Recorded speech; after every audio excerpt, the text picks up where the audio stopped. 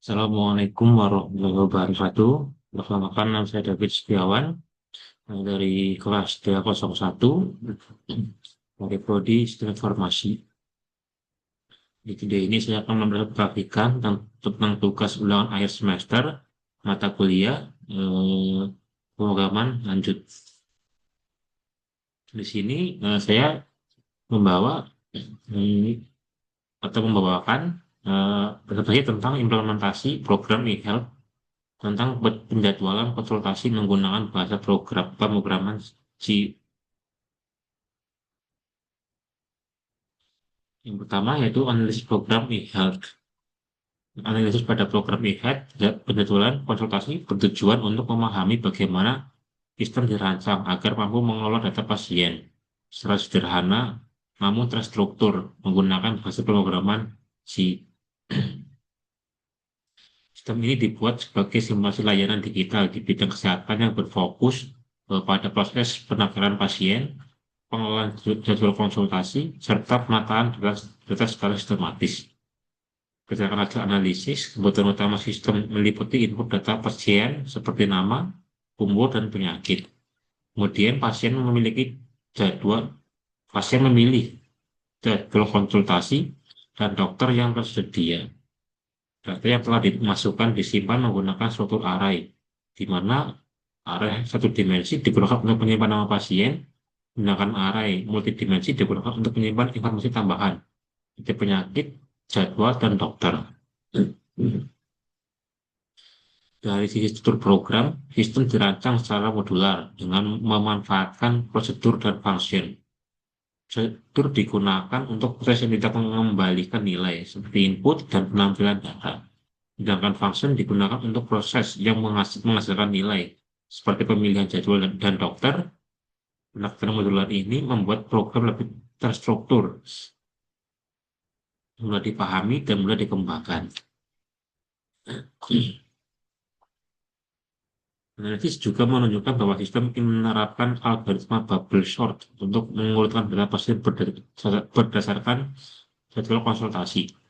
Agar proses pengurutan dapat dilakukan secara kronologis, jadwal yang berbentuk teks dikonversi terlebih dahulu menjadi nilai numerik.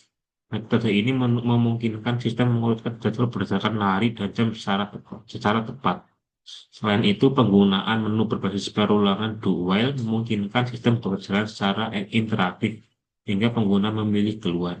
Hal ini meningkatkan kemudahan penggunaan bagi pengguna.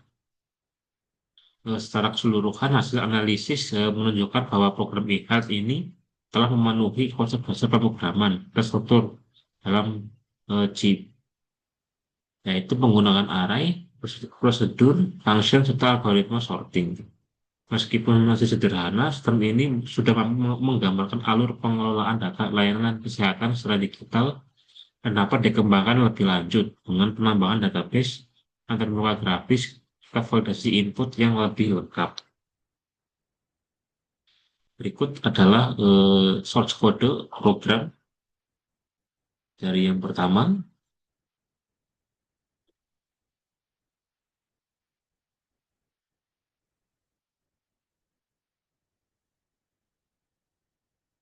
Ada pemilihan dokter,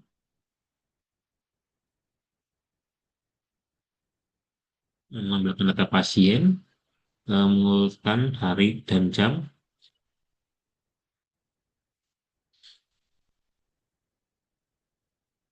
menampilkan keseluruhan data yang telah dimasukkan, mengkonversi jadwal. Selanjutnya yaitu pembahasan dan implementasi program. Gambaran umum program. Program ini dirancang untuk satu, mendaftarkan pasien, yang kedua mencatat umur dan penyakit pasien, ketiga memilih jadwal konsultasi, keempat memilih dokter, dan kelima mengurutkan data berdasarkan hari dan jam, dan keenam menambahkan seluruh data pasien. Ya, yang selanjutnya itu saya akan membahas tentang function atau prosedur yang ada di source code tadi. Ya, yang pertama ada deklarasi array, yaitu nama pasien, itu untuk menyimpan nama pasien, array atau dimensi. Sedangkan data pasien untuk menyimpan penyakit dan jadwal yaitu array multidimensi. Sebetulnya itu ada menu utama program. Menu utama menggunakan perulangan duel agar program terus berjalan sampai pengguna memilih keluar.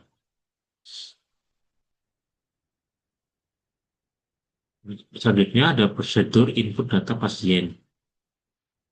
Prosedur ini berfungsi untuk satu, menerima input nama pasien, yang kedua, menerima input umur pasien, menerima input penyakit, memanggil function pemilihan jadwal, menerima input pemilihan dokter. Prosedur ini tidak mengembalikan nilai karena hanya melakukan proses input data dan menyimpan data. Selanjutnya ada function pemilihan jadwal. Proses ini bertujuan untuk mengambilkan daftar jadwal konsultasi, mengembalikan nilai berupa string jadwal sesuai pilihan pengguna. Penggunaan function ini memudahkan pemanggilan ulang dan meningkatkan modularitas program. Selanjutnya ada function pemilihan dokter. Function ini berfungsi untuk menampilkan daftar dokter dan mengembalikan nama dokter sesuai dengan pilihan pengguna. Selanjutnya ada prosedur untuk menampilkan data pasien.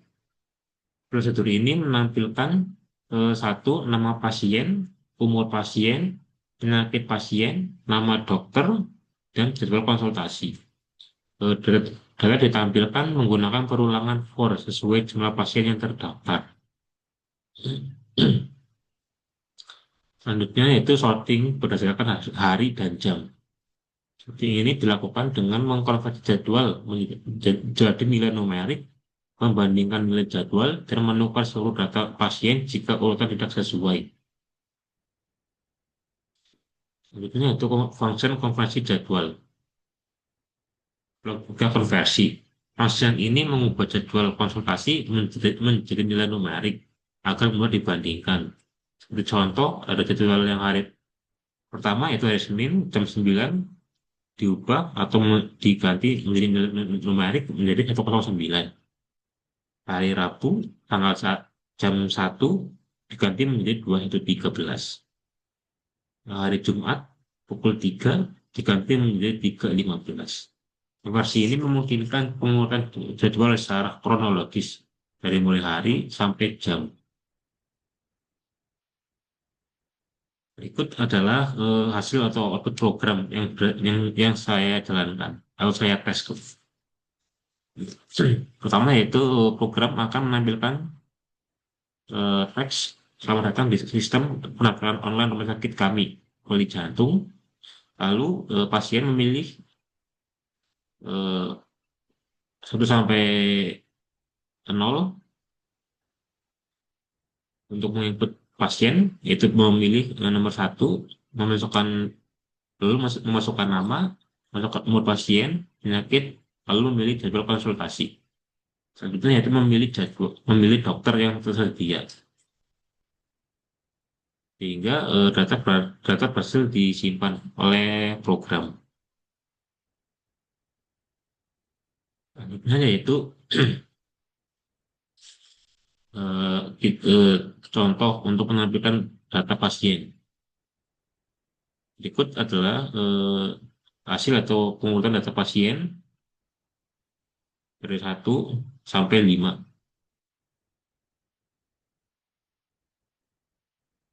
Nah, yaitu